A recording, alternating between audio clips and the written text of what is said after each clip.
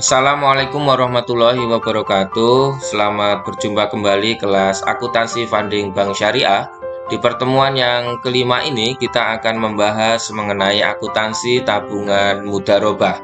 Di mana akuntansi tabungan mudharabah ini mempunyai beberapa capaian pembelajaran, diantaranya adalah mahasiswa harus bisa mengukur, mengakui, mencatat, dan juga menyajikan akuntansi tabungan mudharabah. Diharapkan materi ini nanti mahasiswa dapat menggunakan jurnal-jurnal atau mencatat jurnal-jurnal terkait dengan akuntansi funding bank syariah, khususnya adalah tabungan mudharabah.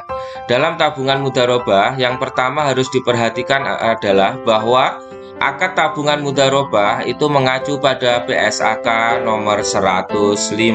Jadi dalam pencatatan ini kita mempunyai standar pencatatan, yaitu Pernyataan Standar Akuntansi Keuangan nomor 105. Selanjutnya, yang kedua adalah dana dari nasabah penabung diakui sebagai dana syirkah temporer atau DST. Jadi ketika nasabah menabung itu diakui dalam kelompok neraca bagian dana syirkah temporer. Dia berada di sisi pasifa dan juga bersaldo normal kredit. Selanjutnya adalah yang ketiga, pada akhir periode DST diukur nilai tercatatnya. Artinya bahwa dana syirkah temporer itu diukur atau dinilai itu sebesar nilai tercatat yang ada di dalam saldo dana syirkah temporer. Yang keempat adalah dana dinilai sebesar kas atau nilai wajar aset non-kas yang diterima. Artinya bahwa dana tabungan itu atau dana tabungan mudharabah itu dinilai sebesar kas. Jadi sebesar kas yang diterima oleh bank itu berapa, lalu dia dicatat sebesar itu, atau nilai wajar aset non-kas yang diterima. Selanjutnya teman-teman, bagaimana pencatatan transaksi tabungan mudharabah? Transaksi tabungan mudharabah itu yang pertama adalah transaksi penambahan. Transaksi penambahan tabungan mudharabah. Jadi kita harus tahu bahwa tabungan mudharabah itu bertambah ketika yang pertama adalah penerimaan setoran tunai. Yang kedua adalah penerimaan transfer sesama bank. Yang ketiga adalah penerimaan transfer beda bank. Dan yang keempat adalah penerimaan bagi hasil. Empat transaksi inilah yang mempengaruhi penambahan dari tabungan mudharabah. Selanjutnya adalah transaksi pengurangan tabungan mudharabah. Tabungan mudharabah itu akan berkurang manakala yang pertama adalah terjadinya penarikan tunai. Yang kedua adalah pengeluaran transfer ke sesama bank. Yang ketiga adalah pengeluaran transfer ke beda bank. Yang keempat adalah pengeluaran untuk administrasi tabungan. Dan yang kelima adalah pengeluaran untuk pajak. Jadi, dalam pencatatan transaksi tabungan mudharabah ada dua hal penting yang harus diketahui. Yang pertama, bahwa transaksi itu bisa bertambah, dan yang kedua adalah transaksi itu bisa berkurang. Transaksi terkait apa? Terkait dengan tabungan mudharabah. Rekan-rekan, mari kita masuk contoh dari transaksi penambahan tabungan mudharabah. Di sini disebutkan ada sebuah kasus di mana pada tanggal 2 Agustus 2023 Bank Syariah Ponorogo menerima setoran tunai pembukaan tabungan mudharabah atas nama Agus senilai Rp3.500.000. Lalu bagaimana jurnalnya? Nah, kita cermati dulu bahwa si Agus ini menyetor tunai uang ke Bank Syariah Ponorogo untuk menabung mudharabah senilai Rp3.500.000. Jurnalnya adalah debit kas senilai Rp3.500.000, kredit tabungan mudharabah Agus senilai Rp3.500.000. Kenapa kasnya ini didebet? Karena kasnya bank itu bertambah. Sebagaimana rumus akun kas yang merupakan kelompok harta, jika bertambah maka dia harus didebet. Sedangkan kenapa tabungan mudharabah Agus berada di sisi kredit? Artinya adalah bertambah karena tabungan mudharabah Agus merupakan bagian dari neraca kelompok pasifa bagian dana sirkah temporer. Maka tabungan mudharabah Agus mengikuti rumus pasifa, jika bertambah maka dia dikredit. Jadi posisi kredit tabungan mudharabah Agus artinya bahwa tabungan mudharabah Agus bertambah senilai Rp3.500.000. Selanjutnya adalah tanggal 8 Agustus 2023, Agus menerima transfer dari nasabah Bank Syariah Ponorogo cabang Madiun senilai Rp500.000. Lalu bagaimana jurnalnya? Ya, di sini kita cermati dulu bahwa Agus menerima transfer dari bank yang sama, tetapi cabang Madiun. Nah, kalau yang pertama tadi Agus setor tunai, yang kedua Agus adalah menerima transfer dari bank yang sama tetapi cabang Madiun. Lalu bagaimana pencatatan penambahan tabungan mudharabah Agus? Sebagai berikut. Nah, debit RAK cabang Madiun Rp500.000, kredit tabungan mudharabah Agus senilai Rp500.000. Debit RAK cabang Madiun Rp500.000 itu merupakan akun dari kelompok neraca bagian harta. RAK artinya adalah rekening antar kantor. Jadi ketika ada transferan masuk, yang didebet adalah RAK cabang Madiun Rp500.000, dia berada di kelompok harta bersaldo normal debit, dan juga kreditnya adalah tabungan mudharabah Agus Rp500.000. Sebagaimana tadi saya sampaikan bahwa tabungan mudharabah merupakan kelompok dana sirkah temporer, dia bersaldo normal kredit. Artinya jika bertambah maka tabungan mudharabah Agus ditulis di sisi kredit. Selanjutnya teman-teman, masih dalam contoh transaksi penambahan, yaitu tanggal 18 Agustus 2023, Agus menerima kiriman dari nasabah Bank Syariah Yogyakarta senilai Rp1.500.000. Lalu bagaimana jurnalnya? Jurnalnya adalah debit giro bank pada Bank Indonesia Rp1.500.000, kreditnya tabungan mudharabah Agus senilai Rp1.500.000. Di sini diketahui bahwa Agus menerima transferan dari beda bank. Nah, ketika dari beda bank, maka kita menggunakan akun yaitu giro pada Bank Indonesia. Giro pada Bank Indonesia ini tersaji di laporan neraca kelompok harta, dia bersaldo normal debit. Maka jika dia bertambah, dia ditulis di sisi debit. Sedangkan tabungan mudharabah Agus masih tetap sama, dia berada di posisi kredit senilai Rp1.500.000. Karena sebagaimana saya sampaikan bahwa rumus dari tabungan mudharabah Agus, akun tabungan mudharabah itu berada di dana sirkah temporer, maka dia terkena rumus jika bertambah di sisi kredit.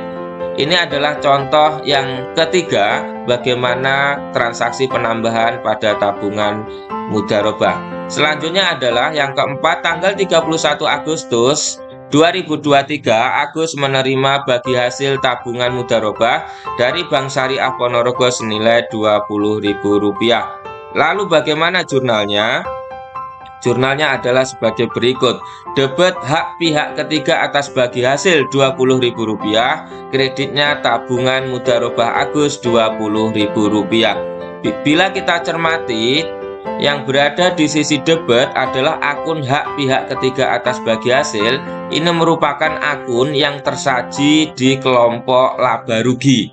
Dia bersaldo normal debit, artinya jika bertambah dia harus didebit. Nah, penambahan bagi hasil itu akan menambah tabungan mudharabah Agus. Maka tabungan mudharabah Agus berada di sisi kredit, ya. Karena sekali lagi bahwa tabungan mudharabah jika bertambah dia di posisi kredit. Dia tersaji di laporan neraca kelompok pasifa bagian tabungan bagian dari dana sirkah temporer. Jadi teman-teman, ini adalah 4 penambahan transaksi tabungan mudharabah. Yang pertama adalah setoran tunai, yang kedua adalah transfer sesama bank, yang ketiga adalah menerima transfer dari beda bank, Dan yang keempat adalah menerima bagi hasil tabungan mudharabah. Selanjutnya adalah contoh transaksi pengurangan. Yang pertama adalah tanggal 7 Agustus 2023, Agus melakukan penarikan tunai tabungan mudharabah di Bank Syariah Ponorogo senilai 1.500.000. Lalu bagaimana jurnalnya? Jurnalnya adalah tabungan mudharabah Agus senilai Rp1.500.000 didebet, kreditnya kas Rp1.500.000. Ini adalah kebalikan dari penambahan, di mana jika terjadi penambahan maka tabungan mudharabah itu dikredit, tetapi ketika terjadi pengurangan maka tabungan mudharabah Agus itu di posisi debit. Artinya bahwa tabungan mudharabah Agus berkurang 1.500.000 dan kasnya berkurang 1.500.000. Selanjutnya adalah tanggal 9 Agustus 2023, Agus mentransfer senilai Rp500.000 dari rekeningnya ke tabungan nasabah Bank Syariah Ponorogo cabang Madiun. Artinya adalah Agus mengeluarkan transfer senilai Rp500.000 ke bank yang sama. Lalu bagaimana jurnalnya?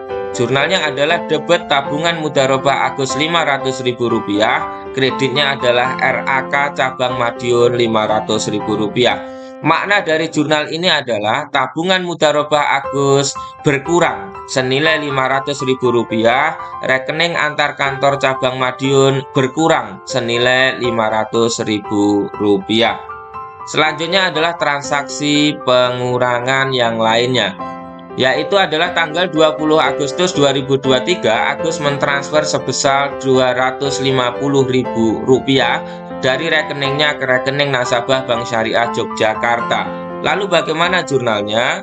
Jurnalnya adalah sebagai berikut. Tabungan mudharabah Agus didebet Rp250.000, giro pada Bank Indonesia dikredit senilai Rp250.000. Jadi pengurangan ini terjadi karena Agus mentransfer ke beda bank.